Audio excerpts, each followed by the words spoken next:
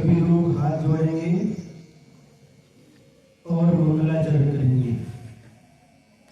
ओम सिद्धाय नमः। ओम सिद्धाय नमः। ओम सिद्धाय नमः।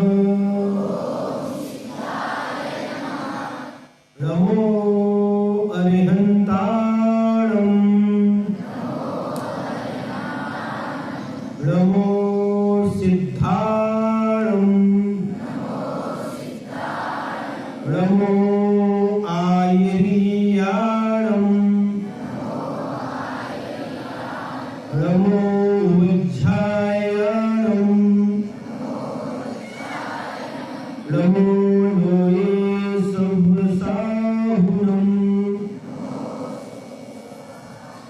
जय बोलो पंच परमेश्वरी भगवान की, 24 तीर्थंकर भगवान की, वीतरागी श्री राम भगवान की, वीतरागी श्री हनुमान भगवान की, आचार्य गुरुदेव श्री विद्यासागर जी महाराज की, वर्तमान आचार्य श्री समय सागर जी महाराज की, विज्ञापक समय श्री नियम सागर जी महाराज की।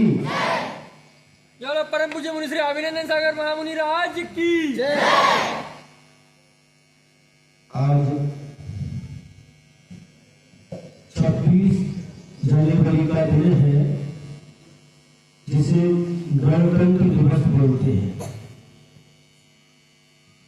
और इस निमित्त से इस विद्यालय के प्रांगण में सारे के सारे विद्यार्थी छात्र छात्राएं एकत्रित हुए हैं और भी बहुत सारे दर्शक बैठे हुए हैं। टीचर लोग भी खड़े हुए हैं और यह परिसर आज उस दिन की याद दिलाता है जिस दिन भारत को स्वतंत्रता प्राप्त हुई थी। भारत को स्वतंत्रता कब मिली थी? बोलो बच्चों, 15 अगस्त 1900 पता नहीं 47 सभी को याद है। और इसके पहले हमारे भारत के ऊपर अंग्रेजों ने शासन किया था।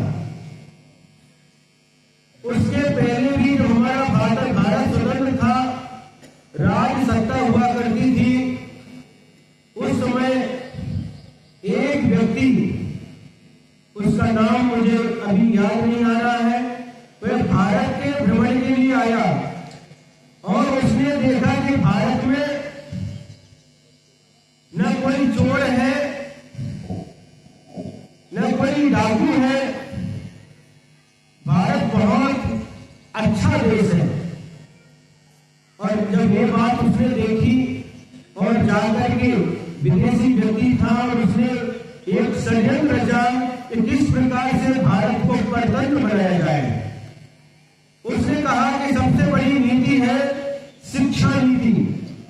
इन भारत की शिक्षा नीति में परिवर्तन किया जाए और भारत की जो चिकित्सा नीति है उसमें परिवर्तन किया जाए तो भारत परतंत्र हो सकता है, अपनी स्वतंत्रता को हो सकता है। और यही उन्होंने अपनी चाल चली। धीरे धीरे करके यहाँ पर पहले कोई चाय नहीं पीते थे, चाह पता नहीं था, और वो लोग आकर के पहले फ्री में चाह पिलाते थे। धीरे धीरे हमको इसका आदी बना दिया और किस प्रकार से भारत परतंत्र हुआ इसका भी एक बहुत बड़ा इतिहास है। अंग्रेजों ने आकर के हमारे ऊपर शासन किया, भारतवासियों को यात्राएं दी और कितने कष्ट सहन किए हमने। जब हम इतिहास के पन्ने पलटते तो हमें याद होता है। और इस भारत को स्वतंत्र बनाने के लिए बहुत सारे लोगों ने अपना बलिदान दिया है। उनके बलिदान के कारण से आज भारत स्वतंत्रता की श्वास रहे थे। जिस प्रकार से भारत स्वतंत्र हुआ है, हम लोग भी, हमारे ऋषि मुनियों ने कहा है कि संसार का प्रत्येक प्राणी स्वतंत्र है। सुन रहे हैं? हिंदी आती है आप लोगों को? संसार का प्रत्येक प्राणी स्वतंत्र है, चाहे वो मनुष्य हो, चाहे देव हो, चाहे नारकी हो, चाहे पशु पक्षी हो, कीड़ा मकोड़ा हो, हर प्राणी स्वतंत्र है। स्वतंत्र रूप से कर्म करता है और उसका फल स्वयं उसको भोगता है। प्रत्येक प्राणी स्वतंत्रता चाहता है, कोई भी परतंत्र रहना नहीं चाहता। बराबर है कि नहीं? हम जिस भूमि पर बैठे हुए हैं, अतीत काल में इसी भूमि पर श्री राम हुआ करते थे, श्री कृष्ण हुआ करते थे, बजरंगबली हुआ करते थे, गणेश जी हुआ करते थे। ऐसी एक पवित्र भूमि है और वो श्री राम श्री कृष्ण के समय यहाँ पर दूध की नदी बहती थी, दूध दही की नदी बहती थी। आज उसी भारत भूमि पर जिस पर हम बैठे हैं, आज यहाँ पर खून की नदियां बहती हुई नजर आती है। ये बहुत बड़ा हमारे लिए एक कलंक की बात है। हम स्वतंत्र होकर के यहाँ पर जीवन जी रहे हैं, उसी प्रकार से प्रत्येक प्राणी को स्वतंत्र होकर जीवन जीने का अधिकार है। पाश्चात्य सभ्यता के अनुसार ये दुनिया एक बाजार है जिसमें सिर्फ मनुष्य को ही जीने का अधिकार है, और भारतीय सभ्यता के अनुसार यह दुनिया एक परिवार है जिसमें सभी को जीने का अधिकार है। बात समझ आ रही है? हम भारतीय हैं, हमारी संस्कृति है भारतीय संस्कृति। कौन सी संस्कृति है? जगा आनी जरूरिया। जितने भी महापुरुष धरती पर हुए, उन्होंने एक ही नारा दिया, जगा आनी जरूरिया। आप भी जियो और दूसरों को भी जियो दो। तुम्हें पण जगा आणि दुसऱ्याला पण जगू द्या। हम आज विशेष रूप से आप लोगों को कहना चाहेंगे कि जैसे हम जीना चाहते हैं, संसार का प्रत्येक प्राणी जीना चाहता है। हम मरने से डरते हैं, संसार का प्रत्येक प्राणी मरने से डरता है। जिस प्रकार से हमें जीने का अधिकार है, संसार के प्रत्येक प्राणी को जीने का अधिकार है। बात समझ आ रही है? समझ रही? दोनों कानों से अच्छी तरह से सुनिए। तो जो लोग यहाँ पर बैठे हुए हैं, जहां तक हमारी आवाज आ रही है, हम सबको कहना चाहेंगे कि इस धरती पर सभी को जीने का अधिकार है कि नहीं? बोलो। सभी को जीने का अधिकार है। जिस प्रकार से हमें जीने का अधिकार है, उसी प्रकार से पशु पक्षी को भी जीने का अधिकार है। हम पूछना चाहेंगे, यहाँ पर जो लोग बैठे हैं उसमें से कितने लोग मांसाहार करते हैं? मांस, मछली, अंडे, चिकन, मटन खाते हैं? हाथ ऊपर करके बताना।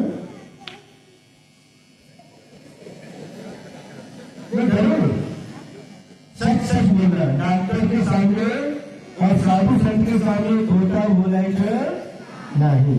जल्दी हाथ ऊपर करो। कौन कौन खाते? हाँ, ऊपर ऊपर करा, दोनों हाथ ऊपर करा के बताओ। हाँ, मैं दोनों हाथ ऊपर करके बताओ। जो खाते हैं ऊपर करो। बाहर रहे, खाते रहे।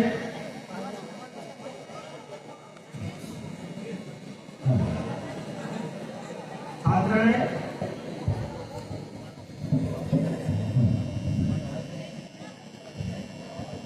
खाते तो नहीं खाते? जरा नहीं, हाथ ऊपर करो। माझ्याकडे जास्त वेळ नाही, लवकरात लवकर जे मांसाहार करत आहे ते हात वरी करा।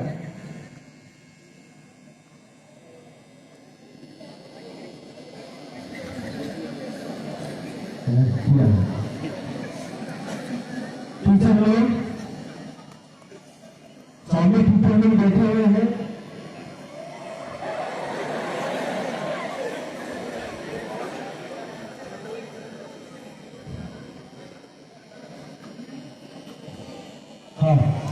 हमारी तरफ देखिए, हमारे लिए धरती माँ ने खाने के लिए बहुत कुछ दिया है। सुने, जो हमें खाने के लिए मिलता है कहां से आता है? धरती माँ से मिलता है। जो झाड़ खड़े हुए हैं, आंबा, पेड़ों, चीकू, ये सब कहां से आते हैं?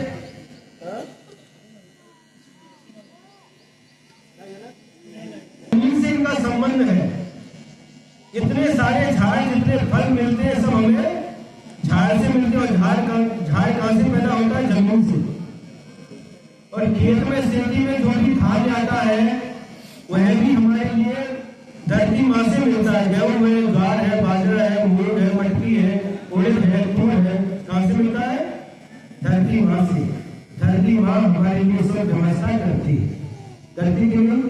और जिस प्रकार से धरती माँ मनुष्यों के लिए व्यवस्था करती है, उसके पहले जिनका घर नहीं है, जिनके पास कपड़े नहीं है, जिनके पास खाने के लिए भोजन नहीं है, ऐसे पशुओं के लिए पहले व्यवस्था करती है प्रकृति, धरती माँ।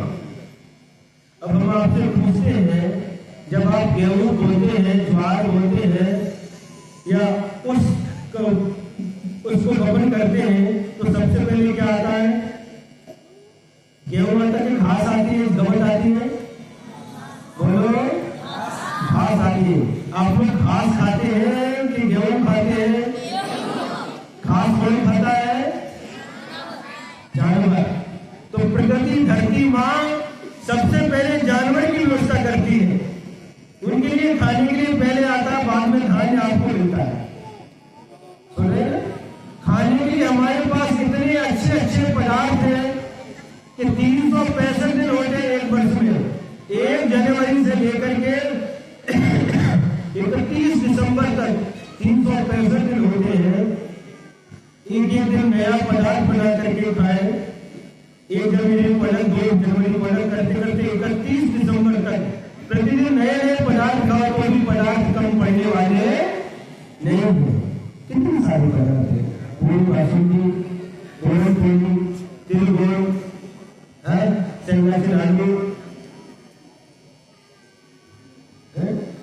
बासुंदी, पेड़े, गुलाब जामुन, कचौड़ी, समोसा, चूड़ा, भड़क, कितने सारे पदार्थ खाने के लिए है। सब खाना चाहिए, लेकिन कभी किसी प्राणी का मांस नहीं खाना चाहिए। यही श्री राम भगवान का संदेश था, सभी महापुरुषों का यही संदेश था। श्री राम 14 साल तक वनवास में रहे, लेकिन कभी किसी प्राणी का मांस नहीं खाया। वनवास में रहे श्री राम, लक्ष्मण, सीता 14 साल वनवास में निकाले, दूध पीते थे और फल खाकर के 14 साल निकाले। श्री कृष्ण जब बांसुरी बजाते थे, उनकी इतनी जानवरों से प्यार था, उनकी बांसुरी की आवाज सुनकर के सारे के सारे जानवर, गाय वगैरह इकट्ठे हो जाते थे। दूध, दही, मक्खन खाते थे, गणपति मोदक खाते थे। सारे के सारे महापुरुष हमारे शाकाहारी थे। हम उन्हीं के वंशज हैं, उन्हीं श्री राम श्री कृष्ण के वंशज हैं। हमको भी शाकाहार करना चाहिए।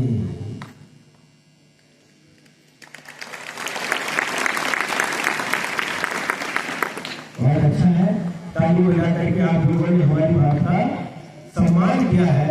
ये हमारी बात नहीं है, ये श्री राम की बात है, श्री कृष्ण की बात है, महादेव की बात है, गणपति की बात है, बजरंगबली की बात है। उन्हीं की बात को मैं आपके सामने रख रहा हूँ। जिस प्रकार से आप लोग पैर में चप्पल, जूते पहनते हैं, क्यों पहनते हैं? क्योंकि कांटा न लग जाए, कोई कुछ चुभ न जाए, चुभने से पैर में दर्द होता है। अब आप विचार करिए, जिस प्राणी का मांस खाते हैं, उसको काटते, उसको कितना दर्द होता होगा। विचार करिए कि कोई हमको उनके स्थान पर रख करके काटे तो हमको कैसा लगेगा। उनका भी परिवार होता है, वह भी जीना चाहते हैं, उनको भी जीने का अधिकार है। सभी को जीने का अधिकार है।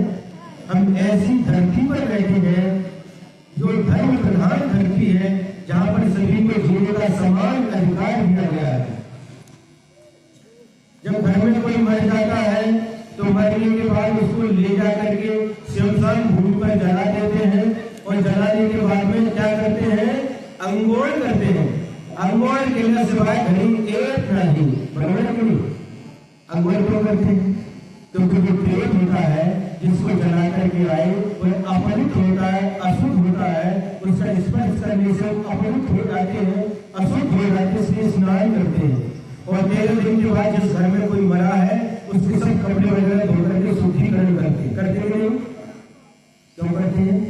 प्रेत अशुद्ध होता है, डेड बॉडी अशुद्ध होती है, उसको स्पर्श किया हम अशुद्ध हो गए, इसलिए हम स्नान करते हैं, अंगोल करते हैं। अब बताइए, उस प्रेत का स्पर्श करने से हम अशुद्ध हो गए, स्नान करके हम पवित्र होते हैं। और ये प्रेत कौड़ी का प्रेत, बकरी का प्रेत लेकर के पेट में डाल देते, घर में लेकर के आए तो घर हमारा शमशान हो गया, और पेट में डाल दिया, पेट हमारा शमशान बन गया। इसकी शुद्धि कैसे होगी? विचार करिए, जितने भी महापुरुष थे सभी शाकाहारी थे और सभी के पास शक्ति थी। श्री राम ने रावण का वध किया है ना, श्री कृष्ण ने कंस का वध किया, वो सब शाकाहारी थे। शाकाहारी की कितनी शक्ति देखी आप। बजरंगबली ने जब उनको संजीवनी बूटी लाने के बाद पूरा पूरा पहाड़ लेकर के आ गए, ये शक्ति कहां से आई? शाकाहार से। हाथी शाकाहारी प्राणी है, घोड़ा शाकाहारी प्राणी, कितनी शक्ति है उनके पास, और पावर बोला जाता है।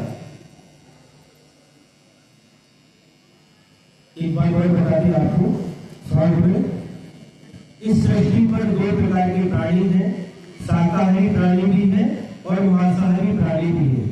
इनकी पहचान हम कैसे करते हैं?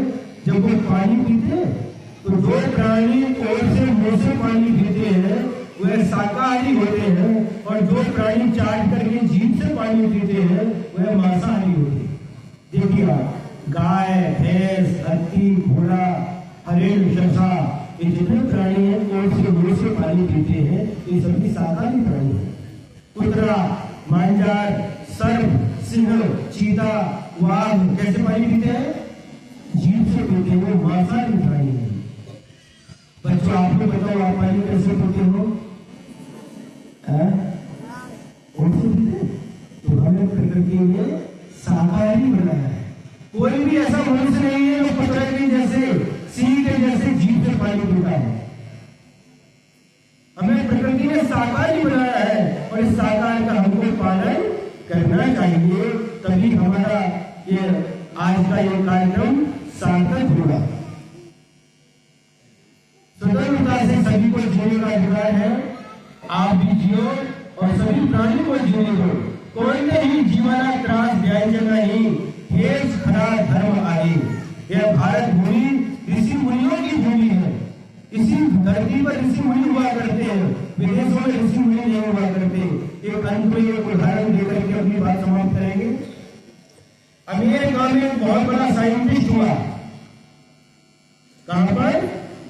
अमेरिका में बहुत बड़ा साइंटिस्ट हुआ, और उसने बहुत कमाया, और अंत समय में जब वो मरने लगा तो उससे उसकी अंतिम इच्छा पूछी गई, तुम्हारी अंतिम इच्छा क्या है? तो साइंटिस्ट ने कहा कि मेरी अंतिम इच्छा है कि मरण होने के बाद मेरा जन्म भारत भूमि पर हो।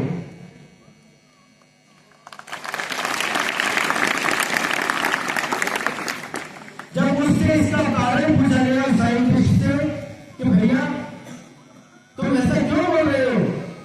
अमेरिका में तुम इतने समय तक रहे, लेकिन आगे का जन्म हमारा भारत में हो, ऐसा क्यों बोल रहे हो?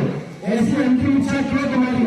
उस व्यक्ति ने कहा, अंतिम शब्द लेके क्या सुनिए, कि मैंने जिंदगी में बहुत कुछ कमाया, बहुत धन संपत्ति मेरे पास में है, गाड़ी घोड़े बंगले हैं, नौकर चाकर है, अरबों खरबों की संपत्ति, कोई कमी नहीं है, लेकिन मेरी जिंदगी में एक कमी हमेशा मुझे परेशान करती रही, मुझे टीस देती रही। वह कमी ये थी कि मेरे जीवन में कोई गुरु नहीं है।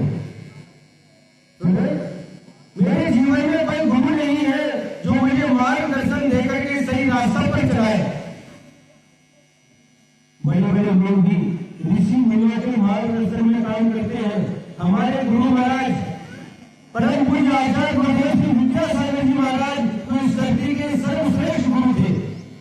पिछली वर्ष उनका समाधि मरण हो चुका है, समाधि में लीन हो चुके हैं। महान गुरु थे, सबसे धरती के सबसे महान गुरु थे। 22 वर्ष की उम्र में उन्होंने संन्यास धारण किया था और 77 वर्ष की उम्र में उनकी समाधि मरण हुआ। जब से उन्होंने संन्यास धारण किया था तो कभी मीठ नहीं लेते थे, नमक नहीं लेते थे, शक्कर नहीं लेते थे, गुड़ नहीं लेते थे, सबका उनका त्याग था। कोई ड्राई फ्रूट्स नहीं, हरे फल नहीं, दूध नहीं, बहुत उनका त्याग था। ऐसे महान तपस्वी साधु थे। ऐसे गुरु महाराज के दर्शन करने के लिए इस भारत के प्रधानमंत्री नरेंद्र मोदी सबसे पहले 2016 में मध्य प्रदेश की राजधानी भोपाल में गुरुदेव का चातुर्मास था, उस समय उनका आशीर्वाद, उनका मार्गदर्शन लेने के लिए वह भारत के प्रधानमंत्री नरेंद्र मोदी आए थे भोपाल में। दूसरी बार जब गवर्नर में छत्तीसगढ़ में गुरुदेव विराजमान थे, उन गुरुदेव का आशीर्वाद लेने के लिए, मार्गदर्शन लेने के लिए फिर दोबारा नरेंद्र मोदी वहां पर आए थे गवर्नर में। इसी प्रकार 1999 में अटल बिहारी वाजपेयी के मुख्यमंत्री प्रधानमंत्री थे, वो भी गुरुदेव का आशीर्वाद और मार्गदर्शन लेने के लिए आए थे। और जो राष्ट्रपति रामनाथ कोविंद, वो राष्ट्रपति भी गुरु महाराज का आशीर्वाद और मार्गदर्शन लेने के लिए आए थे। सब जगह के मध्य प्रदेश से छत्तीसगढ़ के मुख्यमंत्री भी मार्गदर्शन लेने के लिए आते, राज्यमंत्री, वित्त मंत्री सभी आते हैं। क्योंकि साधु संत श्री राम के समय भी गुरु थे, राजगुरु थे कि नहीं, उस समय भी गुरु थे। तो गुरु के मार्गदर्शन में जब कार्य होता है तो कार्य हमेशा अच्छा होता है। तो गुरु ऋषि मुनियों की धूली है। बड़े बड़े राजनेता भी ऋषि मुनियों के आशीर्वाद लेने के लिए आते हैं। बड़े बड़े राजा भी ऋषि मुनियों के आशीर्वाद मार्गदर्शन के लिए आते थे। तो उस व्यक्ति ने कहा, साइंटिस्ट ने कहा कि मेरा अगला जन्म भारत भूमि पर हो, क्योंकि भारत भूमि पर ऋषि मुनि हुआ करते हैं। भारत भूमि ऋषि मुनियों की भूमि है, तपस्वियों की भूमि है। तो हमें वहां पर ऐसे गुरु मिले कि जिनके मार्गदर्शन में हम आगे अपना जीवन यापन करें। Thank you. आगे का भी कार्यक्रम है। तो आज हम प्यारे प्यारे बच्चों, यहाँ पर हमने सुना है जो लोलू जी एमएस की शाला में कितने बच्चे हैं? 1500 बच्चे हैं, 1500 बच्चे हैं और लगभग आसपास के 15-16 गांव से बच्चे आते हैं। 15-16 गांव से बच्चे पढ़ने के लिए, शिक्षा प्राप्त करने के लिए यहाँ पर आते हैं। बहुत अच्छा लगा हमें यहाँ पर लोले साहब आए थे निवेदन करने के लिए प्रश्नों के लिए। हमारा 26 जनवरी को हम लोगों को और हमारे विद्यार्थियों को आपका उपदेश प्राप्त हो, मार्गदर्शन प्राप्त हो। उनकी भावना को सुन करके हमने ये निर्णय लिया कि हाँ, सभी के लिए आज 26 जनवरी के दिन थोड़ा सा उपदेश देंगे। और हम अंतिम, हमारा यही सबके लिए हमारा आशीर्वाद है कि सभी बहुत खूब फूलो फलो, सबके घर में समृद्धि हो, सभी सुखी रहे, सबके घर में शांति हो और सभी लोग शाकाहार से जिए। कभी किसी प्राणी को त्रास देना नहीं, कोणते ही जीवाला त्रास द्यायचे नाही, हेच खरा धर्म आहे। कोणतेही जीवाला त्रास द्यायचे नाही। गांधी जी के कितने बंदर थे? 3 बंदर। पहला बंदर अपने दोनों आंखों के ऊपर हाथ रखे हैं, वह क्या शिक्षा दे रहा है? बोलो, बुरा मत देखो, वाइट बघायचं नहीं। दूसरा बंदर कान के ऊपर हाथ रखे हैं, वह क्या शिक्षा दे रहा है? बुरा मत सुनो, वाइट ऐकायचं नहीं। और तीसरा बंदर मुंह के ऊपर हाथ रखे, वो क्या शिक्षा दे रहा है?